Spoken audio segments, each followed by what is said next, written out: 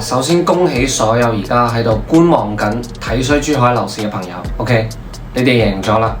珠海樓價咧跌到7000蚊一平方，珠海樓市崩盤啊！OK， 珠海呢個地方咧又冇發展，又冇產業，供過於求。首先咧 haters， 我知道你哋好急，不過咧唔使急住先。作為樓市 Batman 同埋毒舌顧問我咧，一定唔會錯過呢個咁好嘅抽水機會。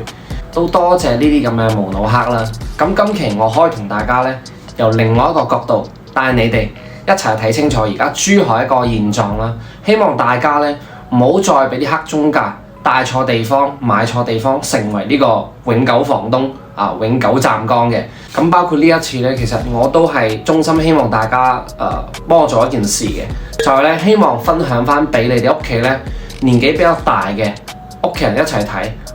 呢一期咧，我會用一種阿公阿婆都聽得明嘅方式嚟同你哋講解嘅，唔單止係為咗呢個播放量咯，因為其實你哋要知道咧，其實有機會睇到我呢個 channel 嘅朋友，其實大家咧肯定認知水平會比較高啲。不過咧，你哋要諗下，其實身邊包括而家其實好多俾人嗰啲公公婆婆咧，其實佢哋係好少機會接觸到呢啲咁嘅新鮮事物嘅平台，所以就存在一個我哋叫做咩？巨大嘅信息差，所以先要俾人包括好多啲老年人咧，點解會中咗好似類似阿何媽呢啲咁嘅人嘅陷阱咧？其實原因好簡單，你嘅人嘅年齡越大咧，如果係接觸信息少嘅情況下咧，代溝就越大。而家就叫做信息差啊嘛。同埋其實大家要諗下啦，如果咧你啲屋企人咧買錯地方，其實事少，買咗嗰啲爛尾樓或者俾人咗去買咗啲公寓咧，到時唔係講笑啊，想七氣瞓咧都冇地方可以瞓㗎。咁 OK 啦，回歸翻正題先。其實呢一期咧唔係我辟謠嘅，因為其實呢一件事咧係真真實實發生緊嘅。珠海有個樓盤確實係推出咗7999蚊一平方嘅單位嘅。咁其實我都相信你哋都好多朋友收到好多大陸中介喺度發啦。咁當然我肯定唔會發嘅。呢個樓盤咧係邊個盤咧？就係改名又改名嘅呢個時代都會大景啦。咁正所謂咧，唔怕生錯命，最怕改錯名。呢一個樓盤嘅本名咧，相信令到所有珠海本地人都聞風喪膽嘅。邊個咧？即係呢個東方威尼斯啊！咁當然啦，今次我都會有一個完整嘅 framework，令到你哋了解翻清晰成個情況嘅。OK， 大家可以放心服用嘅。我會同大家講翻咧，呢個樓盤本身存在咩問題啦？呢個樓盤發展商嘅前世今生，包括斗門各個片區、湖心片區嘅區域嘅分佈 ，OK， 咁最後結尾咧都會送俾大家一份成個湖心路嘅一個規劃圖送俾你哋 ，OK， 只需要大家咧記得 like 同埋 share 就 OK 噶啦。咁其實講翻呢個樓盤本身啦，呢一個樓盤咧都會大景，其實佢本身就係一個超級大盤嚟嘅，佔地係超過38萬平方米，總建築面積咧係超過100萬嘅 ，OK， 大家明噶啦，超級大盤。容積率咧雖然係2.0，成個樓盤係超過7000戶嘅。OK， 其實呢一個樓盤咧，佢嘅備案名叫做東方威尼斯，主要係分2期開發嘅。一期咧就好直接嘅，就叫東方威尼斯啦。咁目前而家其實賣緊咧，主推嘅就係7棟嘅樓王啦。其實其他嘅棟數咧都交付使用緊啦。成個樓盤其實目前嘅均價差唔多係14000左右嘅。咁2期其實咧，佢哋嘅宣傳名就更改為呢個時代都會大景啊嘛，又分為7期開發嘅。佢規劃裏面咧都有推出呢個別墅產品，不過咧我覺得應該係唔會推出嘅。OK， 咁其中1期咧已經係交清交付啦，3期起緊，4到7期咧係仲未開發嘅。咁而家目前咧係仲有2期少量嘅尾貨喺度賣緊啦。精裝均價咧係15000左右，毛坯咧其實都有10000蚊嘅現樓嘅單位嘅。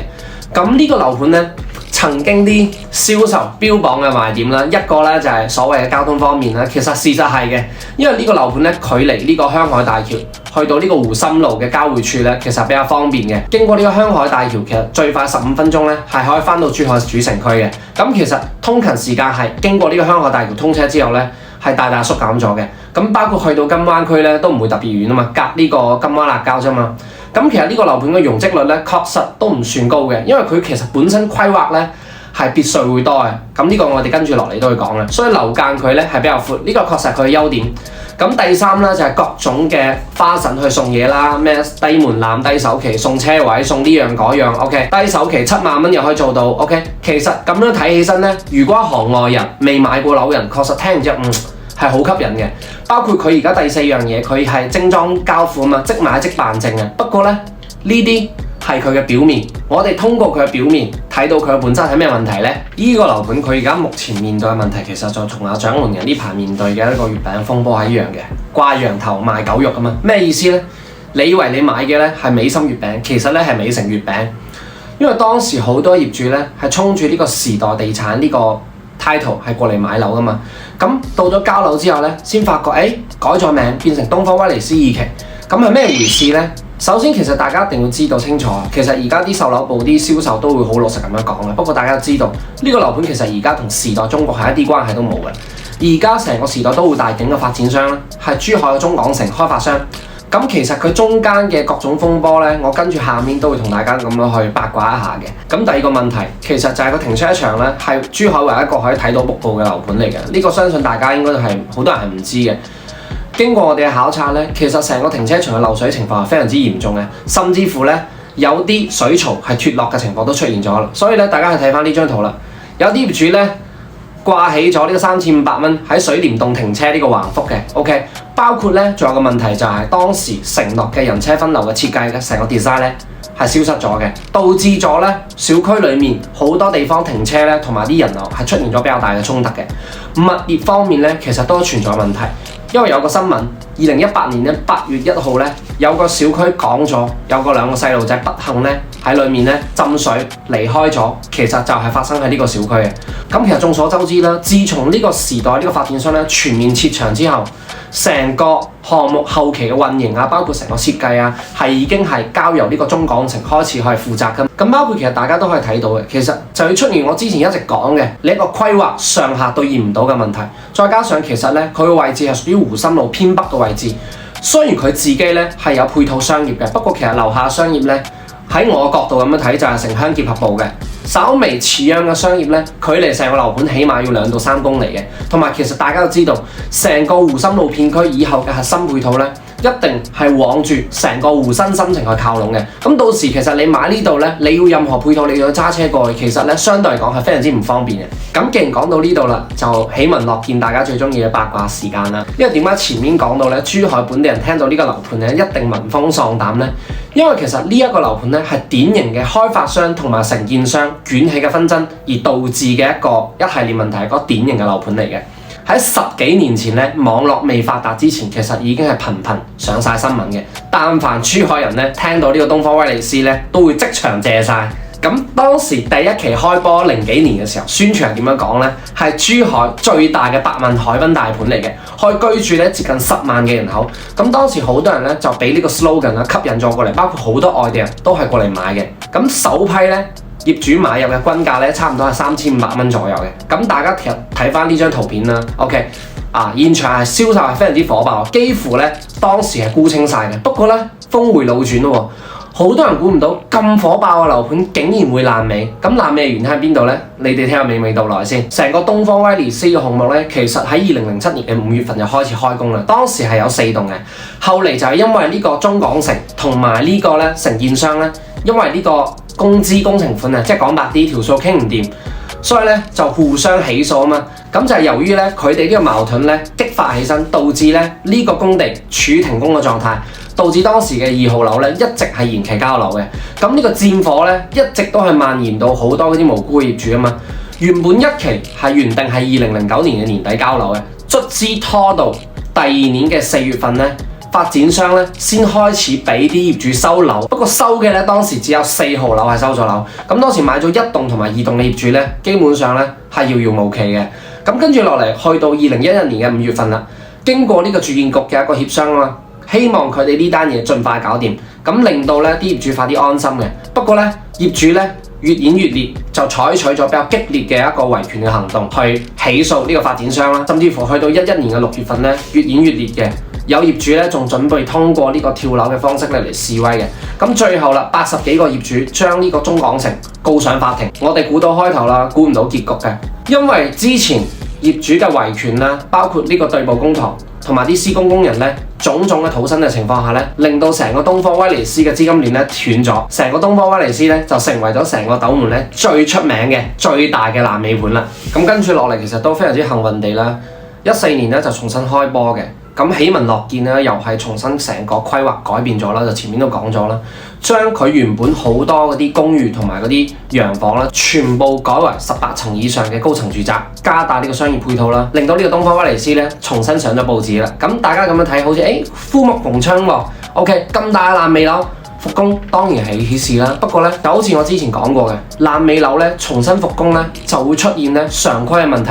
譬如話，大家諗下啦，上年嘅年久失修，等到啲業主進駐後先發現咧，好多當時冇適當管理維護嘅地方咧，同埋再加上呢個停工嘅耽誤工程，小區內部嗰啲馬路啊，包括行路嘅地方咧，都係冇嘅，連小區嘅綠化配套都存在比較嚴重嘅問題，包括點解會產生前面講嘅呢個停車場面上瀑布都有咁嘅原因嘛。咁仲有更加離譜嘅咧，就係2014年咧，有業主透露咧，當時一期業主4號樓嘅業主咧，到14年仲未攞到呢個房產證嘅，跟住去到2016年啦，成個珠海嘅樓市江湖咧，就再都聽唔到呢個所謂嘅東方威尼斯啦。因為點解咧？因為去到當年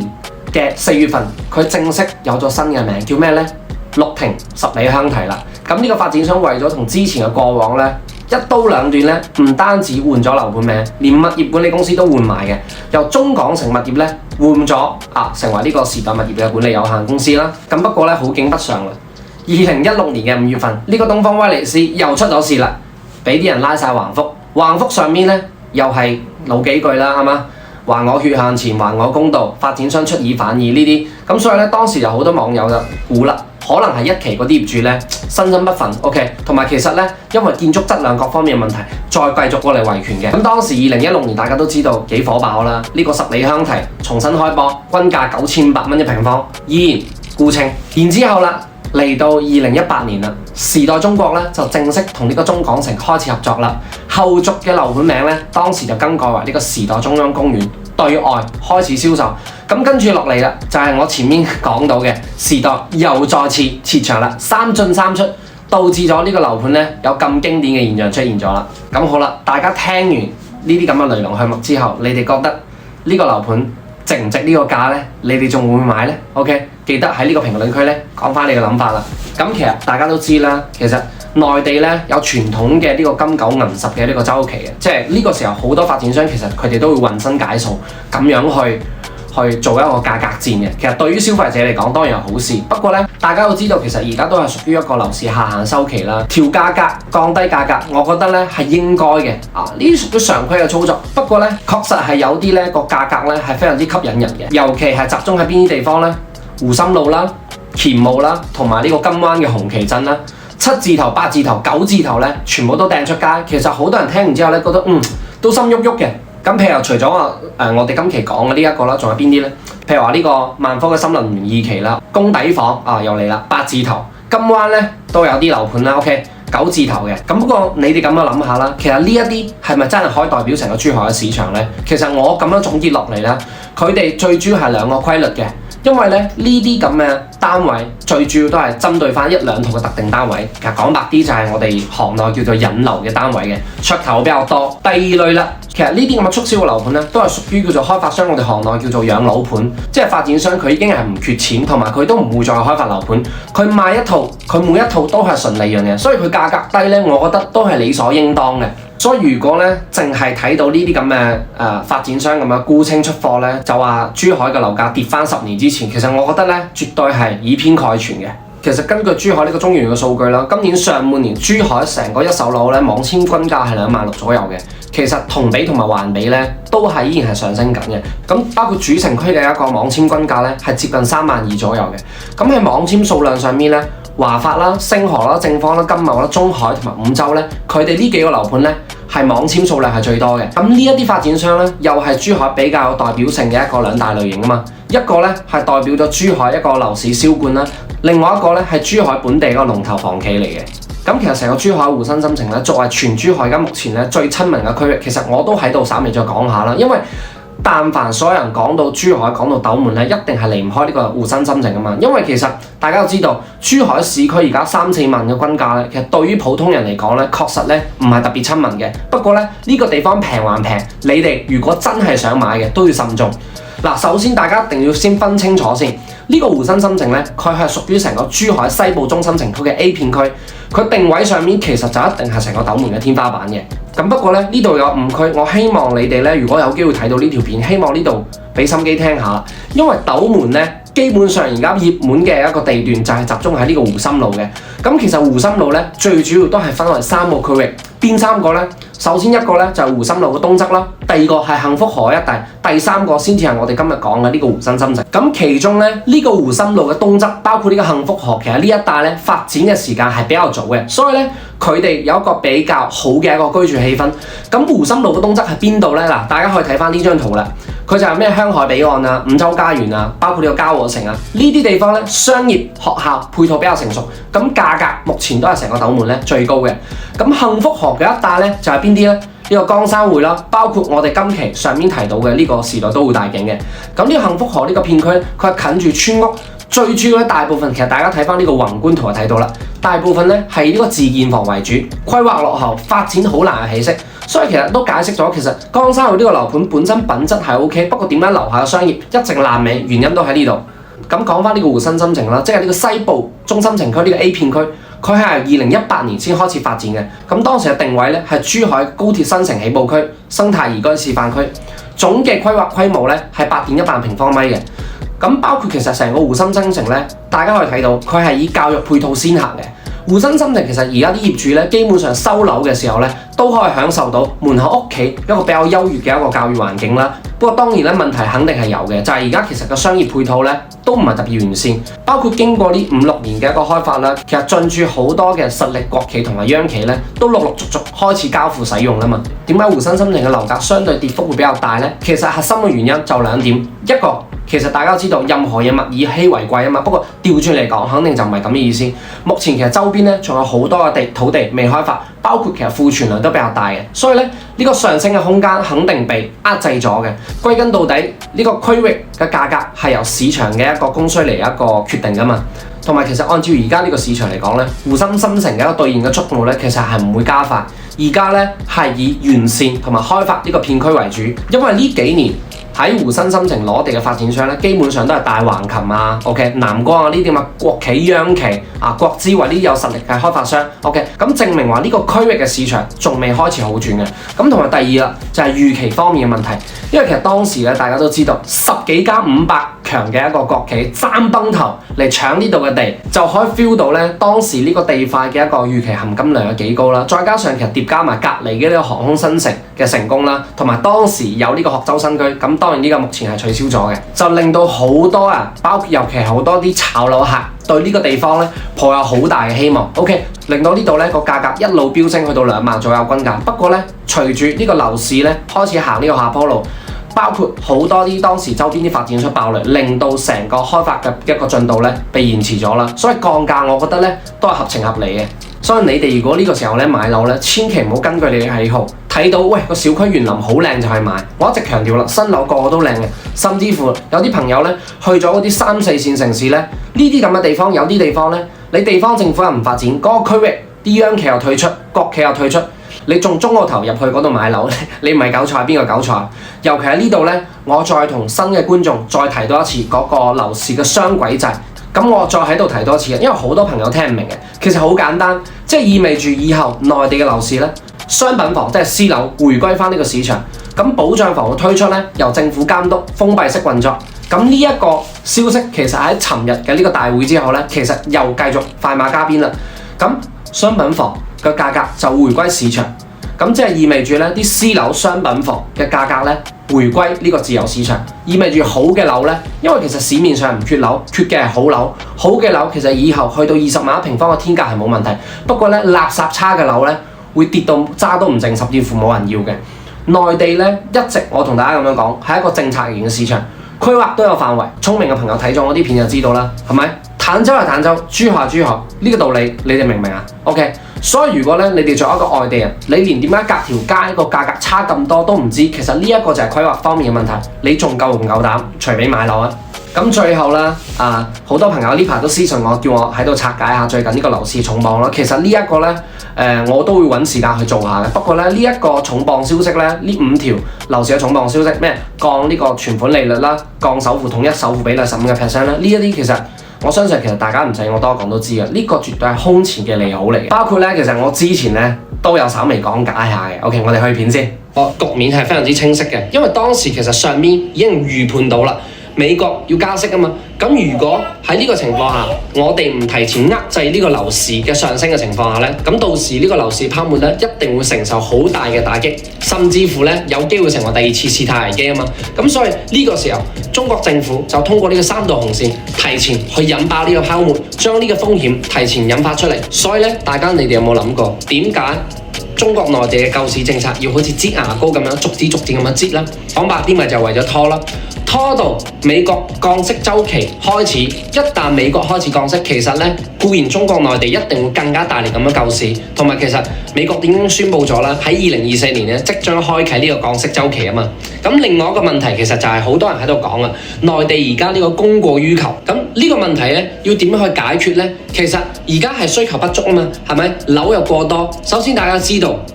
人類咧對於呢個高生活嘅品質嘅追求咧係永無止境啊嘛，係咪？好多人覺得而家係有咗樓，不過你要諗下啦，你係有樓冇錯 ，OK， 你唔係覺得啲樓特別多嘅，所以而家其實大家經常聽到咩樓啊更新迭代啊嘛，即係咩5.0、4.0，包括取消呢個容積率，去提高一種新嘅產品啊嘛。其實就係一個信號，咩意思咧？通過修改 upgrade 而家所有以後啲住房嘅一個新嘅產品，令到啲樓嘅舒適度、產品包括呢個容積率更加宜居，去全面去壓制以前啲舊嘅產品。或者咁樣打個比喻，你哋可以好理解啲啦。以前大家都有電視啊嘛，係咪？咁黑白電視之後就有彩電啦，彩電之後就有更加多嘅啲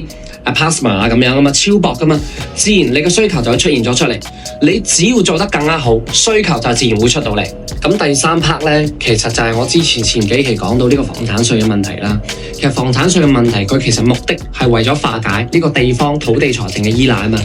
因為其實喺中國內地好多嘅城市咧，佢對於呢個土地即係買賣，即係地方政府對於呢個買賣土地嘅一個收入